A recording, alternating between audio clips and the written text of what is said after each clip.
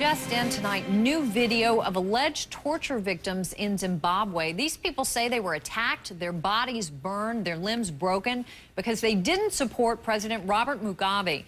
As you know, as much as we like on this show to make fun of our own politicians, here on the Election Center, I think at the end of the day, ultimately, we are about celebrating our democracy. Tonight, the images we're going to show you more of are proof of a system that is essentially the opposite of democracy. Unlike the free and fair elections that we take for granted in this country, Zimbabweans were asked to vote or face deadly consequences. Mugabe was the only candidate in this runoff election. His opponent dropped out last week, he says, because his supporters were targeted for violence.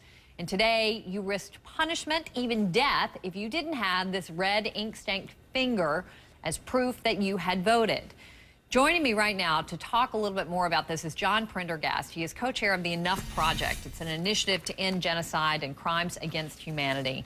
John, thanks for being here with us tonight. And many people may not realize that at one time, Robert Mugabe was actually considered a reformer when he first came to power. And then he turned into this sort of power-hungry, monstrous leader. I mean, describe for us what conditions have been like under his recent rule. Yeah, if this was a novel, people wouldn't believe it. The character arc for President Mugabe has been extraordinary. He started out as someone who was viewed as a reformer and as someone who wanted to heal the deep divisions in race relations that were in existence at the time in southern Africa. He has melted down into one of the most grotesque dictators that Africa has ever seen. 2,000 people have been tortured in the last few weeks. 500 people have been killed directly by political violence, and about 200,000 people have been displaced. That is a heck of a legacy to leave behind, and he's in the process of building that legacy now. So, John, is there anybody who can stand up to him? Does the opposition there even have a chance?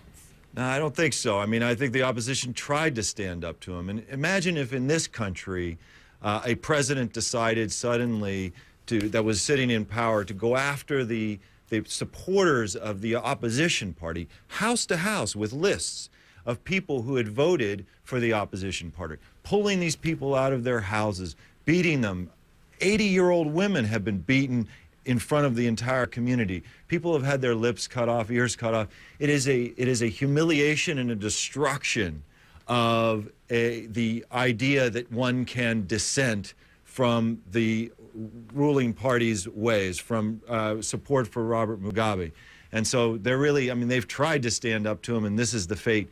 So now the opposition and the civil society and the people of Zimbabwe are saying, what is the world going to do about this? Because we've tried everything we can. Well, let me ask you about that, John. I mean, President Bush called this election a sham. Nelson Mandela has spoken out against Mugabe. Even Queen Elizabeth stripped him of his honorary knighthood that he was given about a decade ago. But he's been in power for 28 years now. Do any of these world leaders really have any leverage over him at all? Are we just going to watch this violence continue? Yeah, the leverage is very weak. So, in other words, if instead of going after him directly, because I think at this point his ego is so enormous and he's so distanced himself from reality that going directly to him wouldn't make any sense. But if we went after some of his closest officials, the military leaders and the security officials and the police officials who are implementing the campaign of violence, and banned their travel, froze all their assets, sent the International Criminal Court to begin to construct cases against them, and started to give them a reason to say, wait a minute, do we want to hook ourselves to this sinking ship, or do we want to get rid of this guy so we can have a chance in the future? We've got to start creating those kinds of divisions inside Zimbabwe, and we really sat on the sidelines and done nothing except make speeches. And that certainly, as you mentioned, all these people have condemned what's going on, but we got to start getting involved.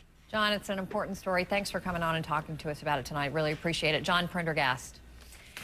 And coming up, we turn back to U.S. politics. We're now getting some changes to